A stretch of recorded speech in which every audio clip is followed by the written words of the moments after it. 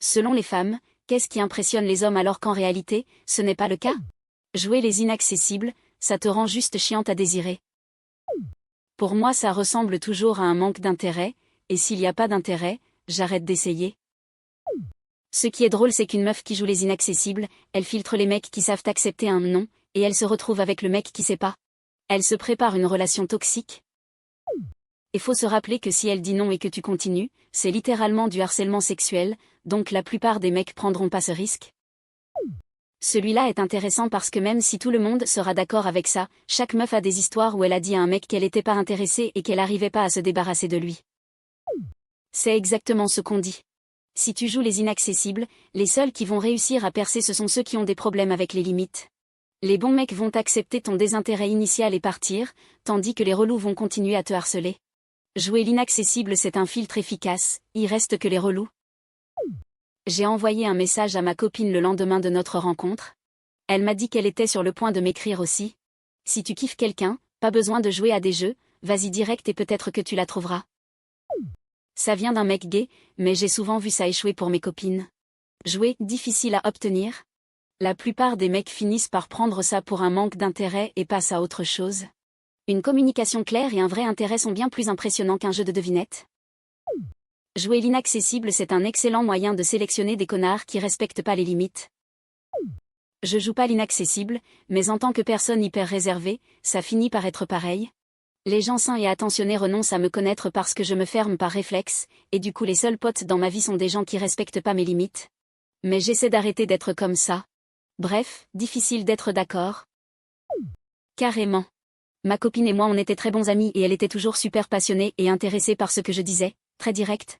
Elle a été tellement directe qu'un matin je me suis réveillée avec son message disant qu'elle me kiffait bien et qu'elle aimerait sortir avec moi si j'étais ouvert à ça.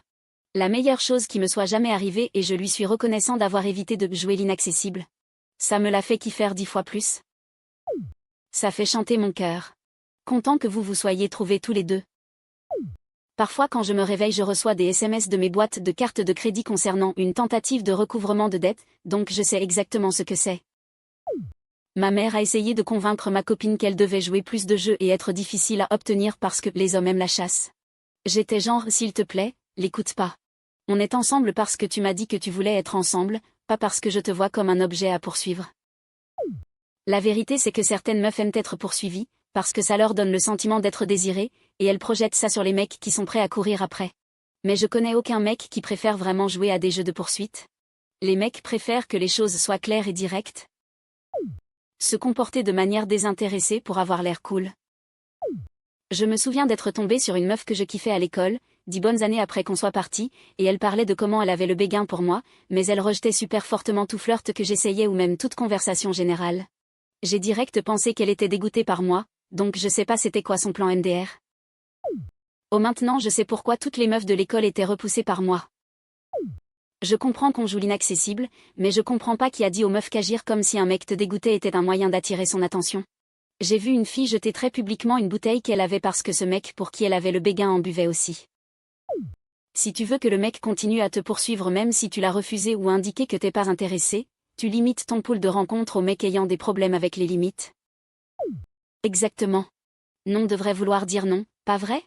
Je veux pas être un harceleur ou mettre quelqu'un mal à l'aise, donc si quelqu'un me fait penser qu'il est pas intéressé, je le laisserai tranquille. Être super acerbe ou grossière et le cacher derrière « je suis juste honnête ». Étant honnête, je suis incroyable au lit. Être un connard, tu es horrible au lit, je fais mieux de m'asseoir là pour travailler puisque je vais devoir me faire le boulot seul.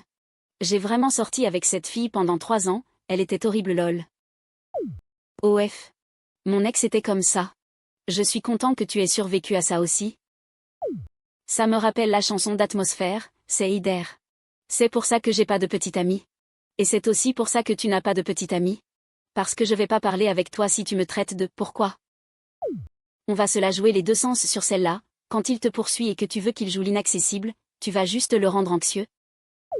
Ouais et ça va probablement nous repousser de plus en plus. C'est différent de flirter et donner un petit défi, on aime ça. Mais jouer l'inaccessible c'est juste pénible et nous fait penser que t'es pas intéressé. Jouer sur mon insécurité ou me rabaisser. Ça te fait juste passer pour une connasse, Karen? Le « néguigne » sur les gars c'est tellement bizarre. Pourquoi une meuf voudrait que son mec soit hyper insécure et doute constamment de lui-même?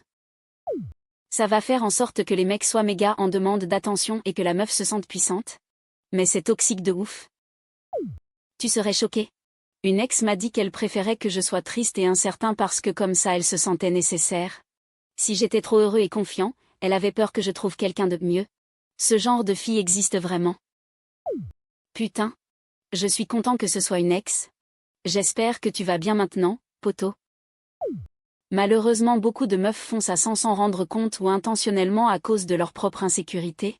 Ensuite elles se demandent pourquoi elles finissent toujours avec des mecs insécures et nécessiteux ou pourquoi leur mec confiant au début de la relation s'est transformé en ça. Beaucoup de meufs aiment les hommes confiants mais font tout pour détruire cette confiance parce qu'elles ont peur qu'ils les quittent pour quelqu'un de mieux. Ironiquement c'est ce qui arrive, soit les mecs en ont marre et partent, soit elles perdent le respect et l'attirance pour leur mec devenu hyper insécure. Se plaindre tout le temps. Pour un mec, se plaindre, je dois trouver une solution à ce problème, donc il y a un léger désalignement là. J'ai juste appris ça à 52 ans. Il y a 2 mois. Grâce à ma meuf. WTF.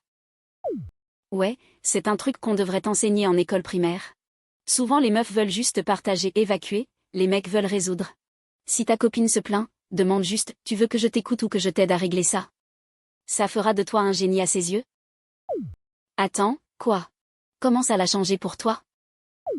Avant je me sentais genre, je peux rien faire pour elle, je suis nulle, quand elle se plaignait de trucs et je disais des solutions et elle continuait à se plaindre. Maintenant je sais juste écouter et compatir et elle est plus heureuse et moi aussi. Ça a changé la donne.